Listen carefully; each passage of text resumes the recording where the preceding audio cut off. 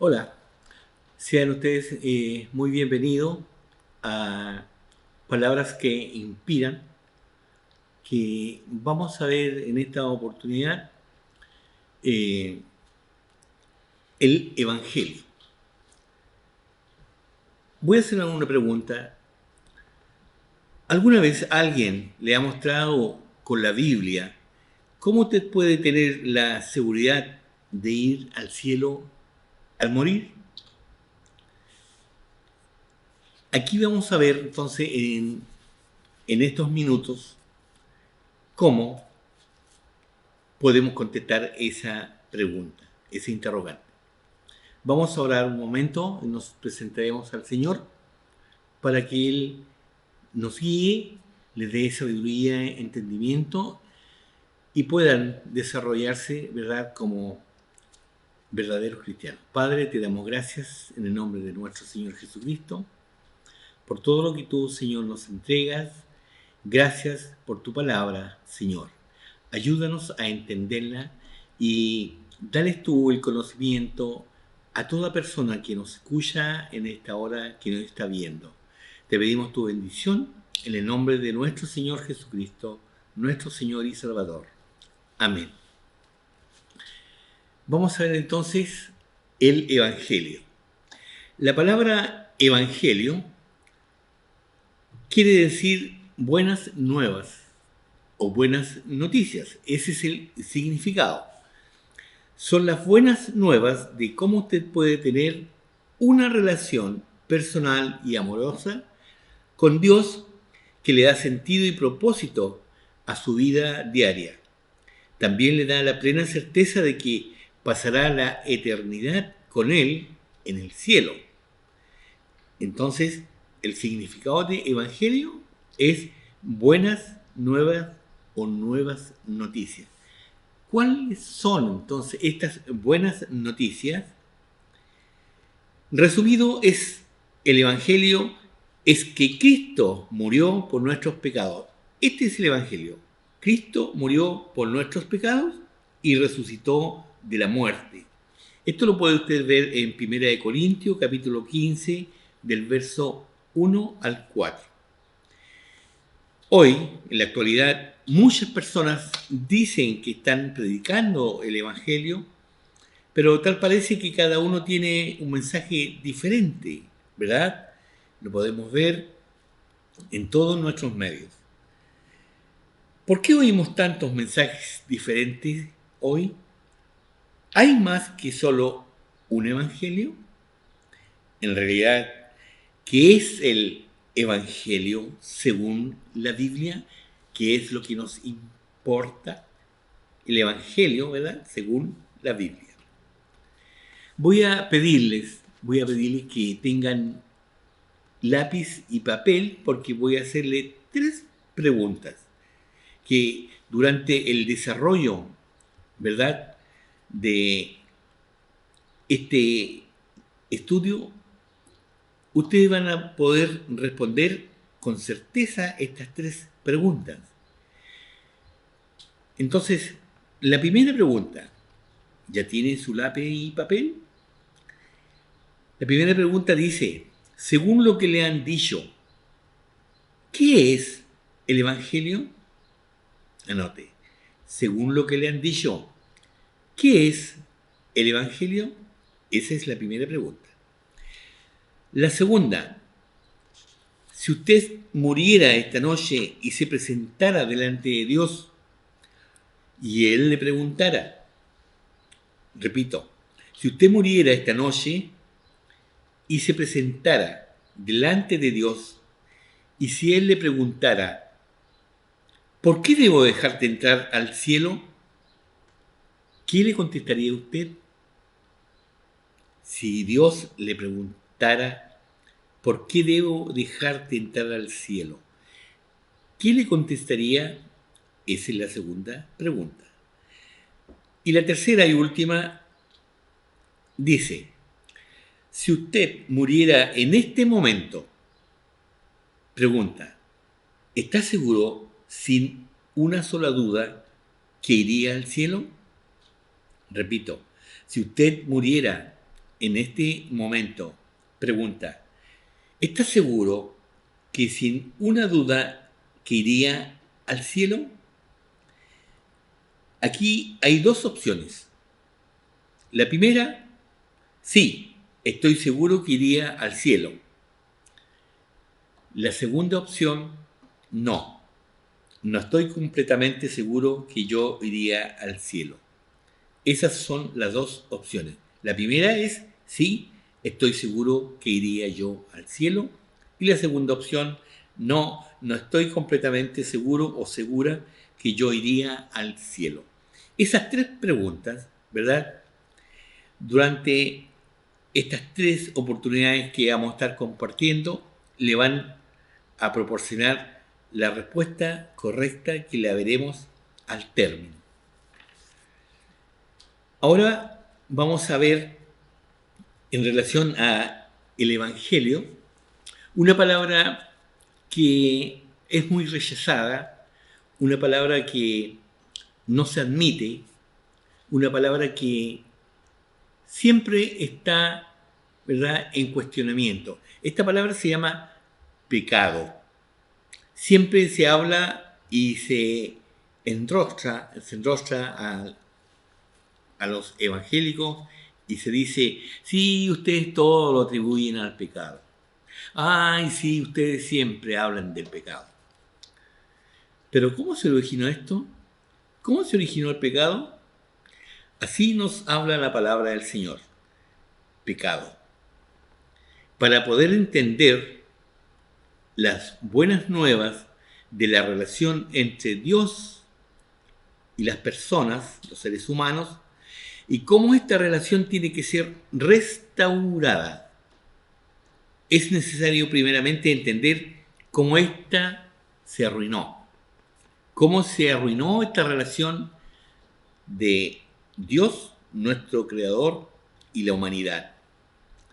La palabra del Señor, la palabra de Dios, nos enseña en Romanos capítulo 3, versículo 23, por cuanto todos pecaron y están destituidos de la gloria de Dios.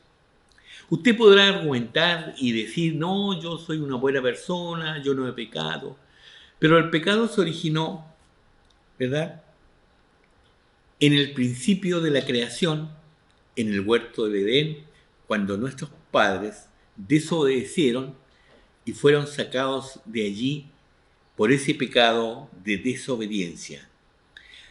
¿Y por qué dice por cuanto todos pecaron y están destituidos de la gloria de Dios?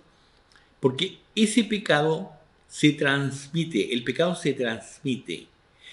Genéticamente se ha comprobado, ¿verdad?, que no solamente el pecado, las enfermedades, ¿verdad?, muchas dificultades, muchas taras, muchas se transmiten.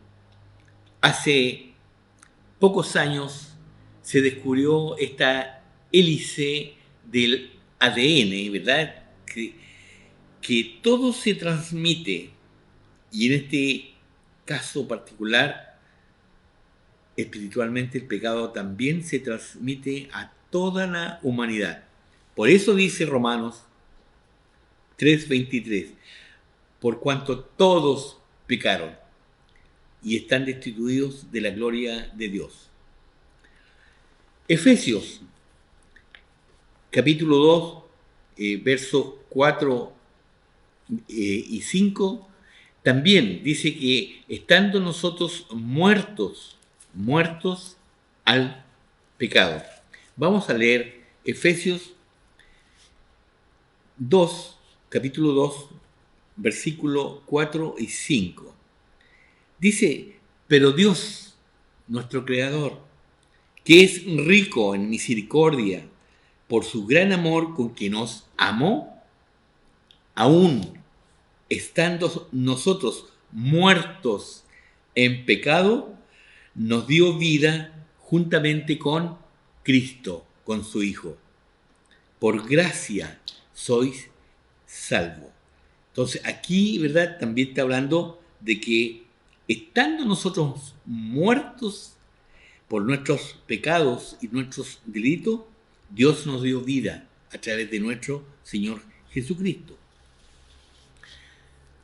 Dios es santo, es limpio espiritualmente, y el ser humano es pecaminoso o sucio espiritualmente. Así como una persona pulcra no tolera estar cerca de un animal muerto, ¿verdad? Porque hiede, está podrido y está hediondo, tampoco Dios, quien es perfecto y santo, puede permitir estar en su presencia un ser humano imperfecto y pecaminoso. La raza humana toda está muerta en sus pecados. Vamos a ver entonces ahora la separación de Dios por causa del pecado. El resultado del pecado se ve claramente. Isaías 59:2 dice: vuestras iniquidades, vuestras maldades, vuestro pecado, han hecho división, separación entre vosotros y vuestro Dios. Esta separación, esta división es como un gran muro entre Dios y los seres humanos. Dios es santo, es limpio espiritualmente, y el ser humano es pecaminoso o sucio espiritualmente. Eso lo vimos hace un momento, ¿verdad? Y entre Dios y los hombres y las mujeres, o los seres humanos, hay una barrera de pecado que los separa de Dios. Dios es santo y es infinito. Por lo tanto, Él es santo infinitamente. Dios es santo y es infinito. Dios no tiene principio y no tiene fin. O sea, Dios es eterno. Por eso que dice que Dios es infinito. De modo que aún el pecado más pequeño es infinitamente ofensivo a Él. Imagínense ustedes un pecado pequeñísimo, por dar un ejemplo, quedarse con un par de monedas devueltas, en fin, a propósito, ¿verdad? O una mentirita blanca que decimos nosotros, aunque la mentira es mentira y no tiene color. Pero imaginemos un pecado infinitamente chico. Pero ese pecado, aún el más pequeño, es infinitamente ofensivo a Él. La Biblia, la palabra del Señor, nos enseña que aún esos pequeños pecados son suficientes para separar al ser humano de Dios por toda la eternidad. Lo separa el pecado al hombre de Dios por toda la eternidad. Dios no puede permitir el pecado en su presencia. Vamos a ver entonces los esfuerzos del ser humano son inútiles. El ser humano, el hombre, la mujer, siempre ha tratado de cruzar la barrera que le separa de Dios. Lo ha intentado a través de muchas cosas, del bautismo, de las buenas obras, mostrando amor al prójimo, haciendo ritos, asistiendo a una iglesia o con cosas semejantes a estas.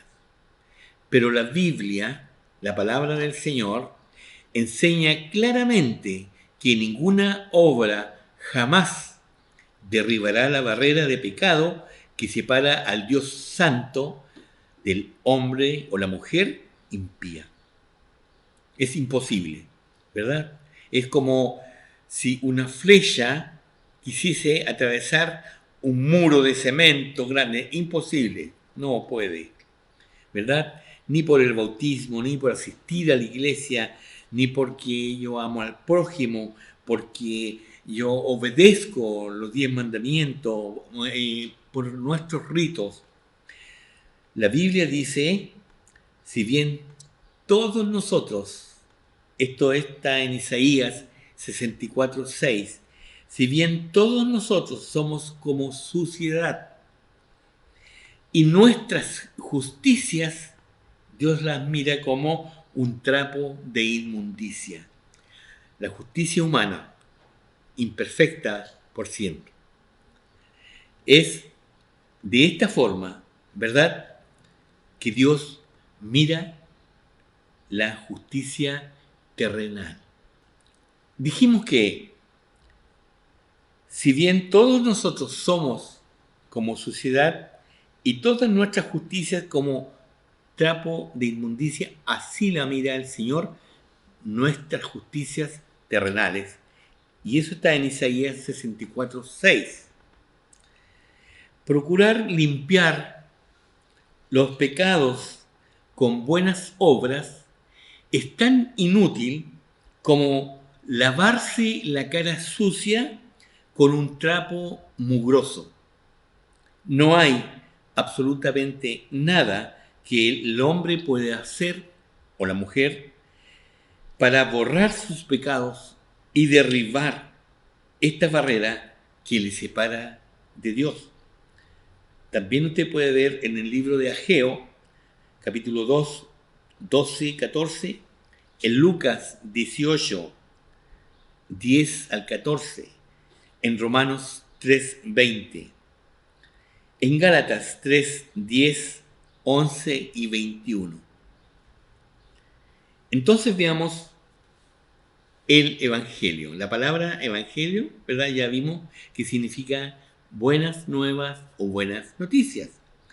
Ya que no podemos entrar en la presencia de Dios debido a nuestra suciedad, Él envió a Jesús, a su Hijo, a morir por nuestros pecados. Y al tercer día lo resucitó de entre los muertos.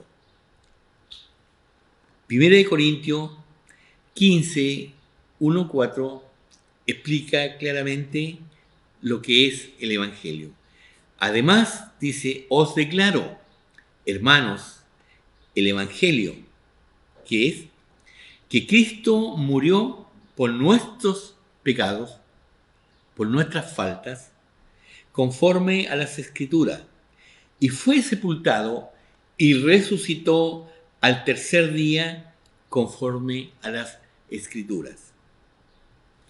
El Evangelio entonces es que Cristo murió por nuestros pecados y resucitó de la muerte. Jesucristo en la cruz destruyó la barrera del pecado y al morir en la cruz y resucitó triunfando sobre la muerte. Mucha gente cree que Jesús murió y resucitó, pero ¿qué quiere decir la Biblia cuando dice que Jesús murió por nuestros pecados? ¿Cómo fue que su muerte derribó la pared entre Dios y el ser humano? Vamos a ver el problema. El problema es que Dios tiene que castigar el pecado. Dios es un Dios santo y es un Dios justo. ¿Y qué es lo que es justicia? Justicia es dar a cual lo que se merece. Al pecador, la muerte eterna. Sin Cristo, ese es su destino. Y al que recibe al Señor, Él lo acoge en sus brazos y al morir va a morar con Él al cielo. Esas son las dos situaciones, ¿verdad? Entonces, el problema es que Dios tiene que castigar el pecado. Nadie queda al margen, ¿verdad?, de esto. La Biblia nos enseña que siendo Dios santo y justo, Él tiene que castigar el pecado. Efesios 5:6 nos dice: nadie os engañe con palabras vanas, porque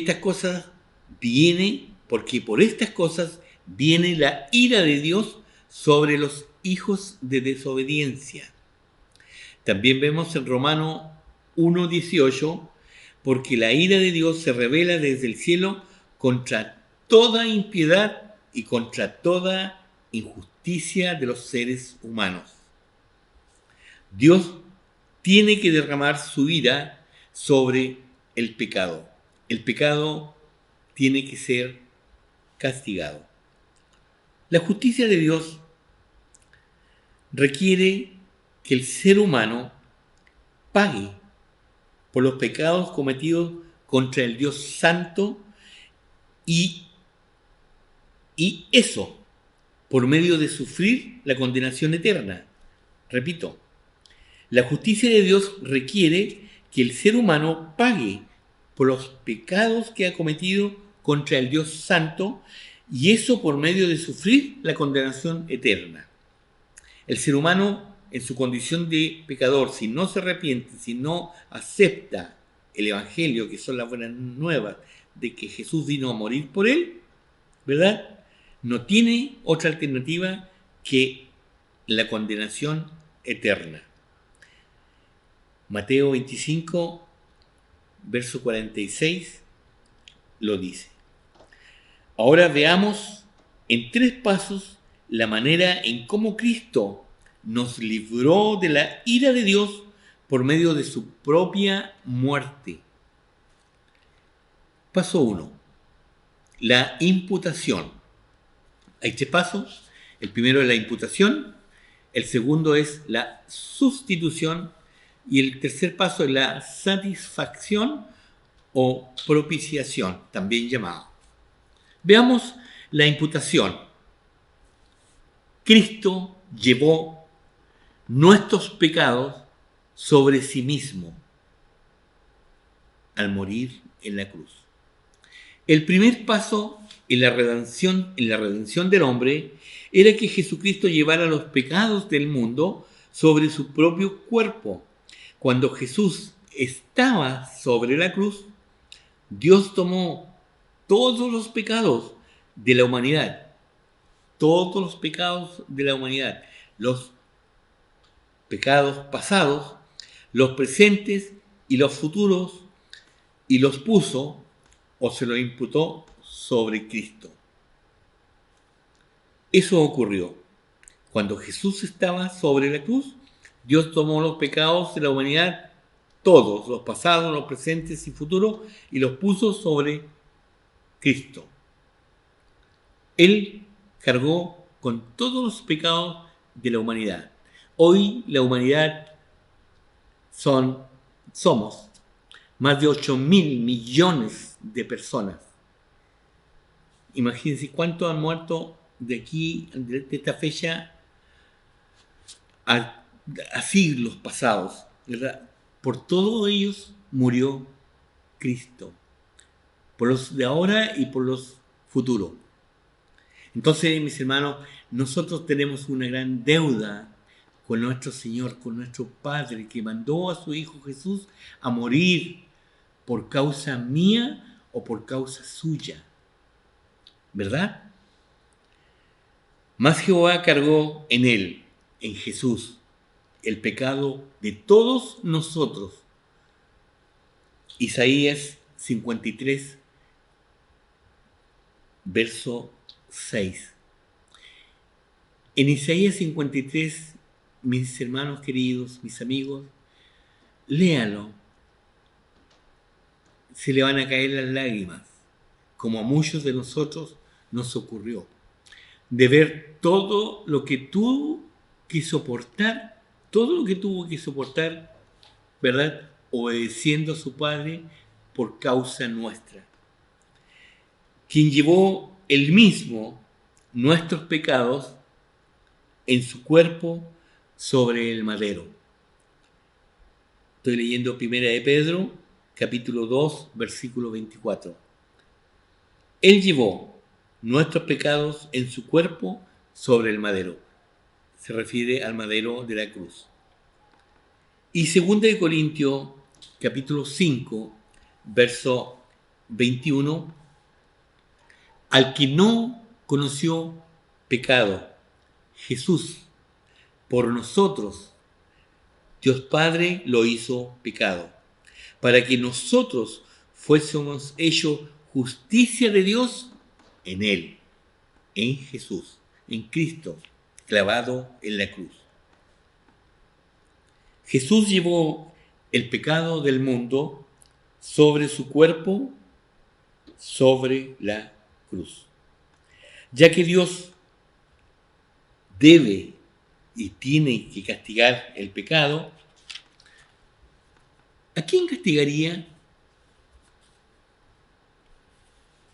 Paso 2. La sustitución.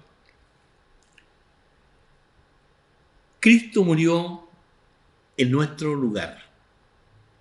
Cristo fue el sustituto mío, de usted y de toda la humanidad. El paso 1 dijimos que era la imputación, ¿verdad? Cristo llevó nuestros pecados. El paso 2 es la sustitución. Cristo murió en lugar de nosotros o de toda la humanidad, porque Dios tiene que castigar el pecado. Él derramó su ira sobre Jesús en lugar de nosotros. Jesús llegó a ser nuestro sustituto. Él fue castigado por nuestros pecados y murió en nuestro lugar. Ahí en la cruz debería haber estado yo pagando mis pecados, o usted, o toda la humanidad. Sin embargo, el gran amor de Dios tomó a su Hijo, ¿verdad? Y Él llevó nuestros pecados.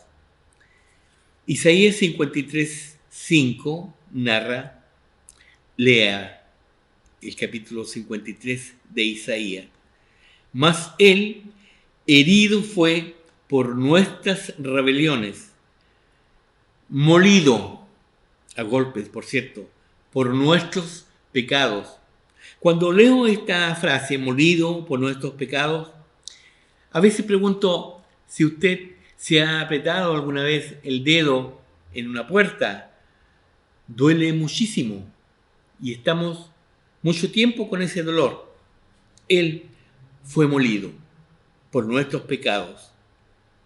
El castigo de nuestra paz fue sobre él. Mateo 27, versículo 26, dice que estando Jesús en la cruz, cerca de la hora novena vendría a ser más o menos como las 3 de la tarde.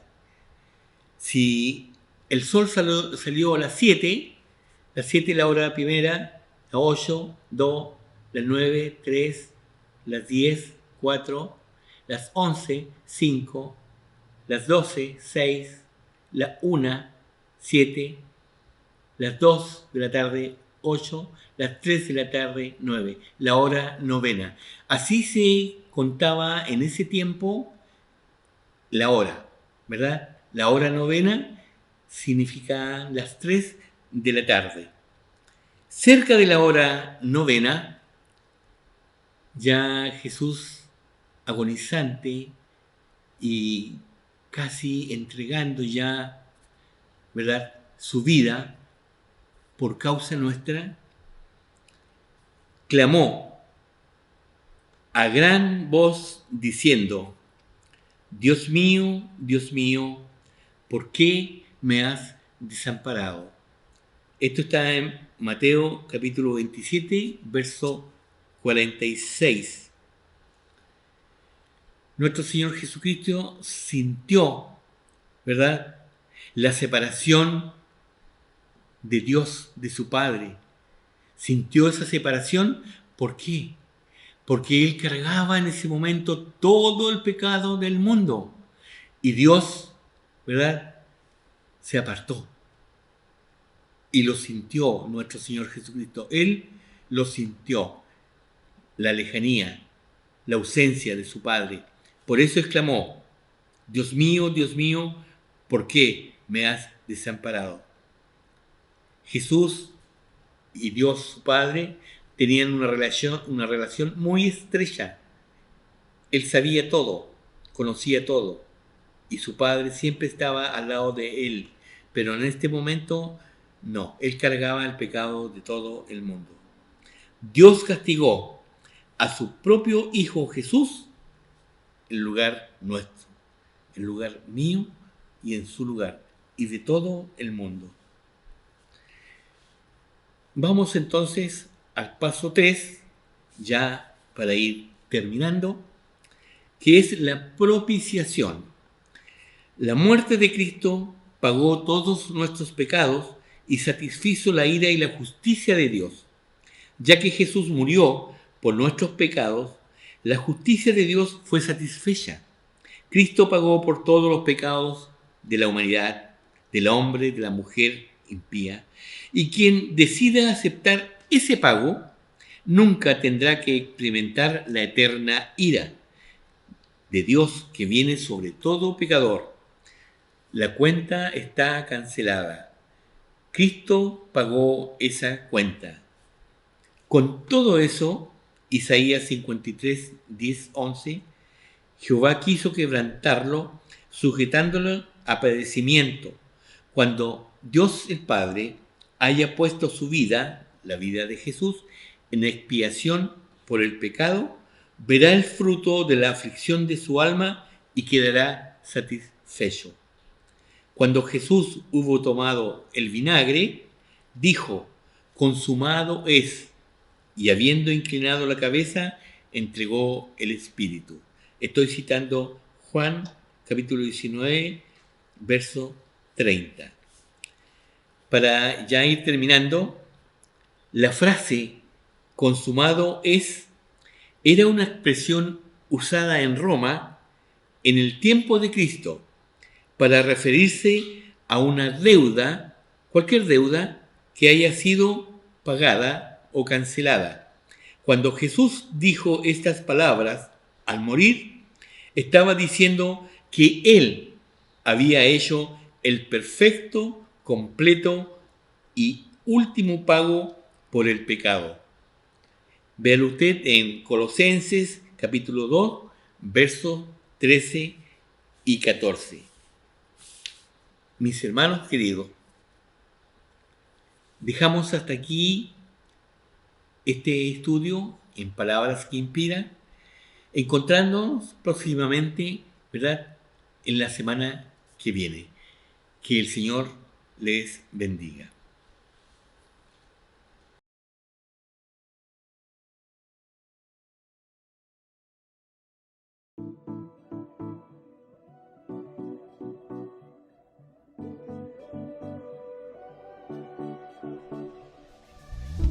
Cuando oscurece y el miedo crece, escucharé tu voz. Si mi esperanza y fe se acaban, mi fuerza tú serás. Cuando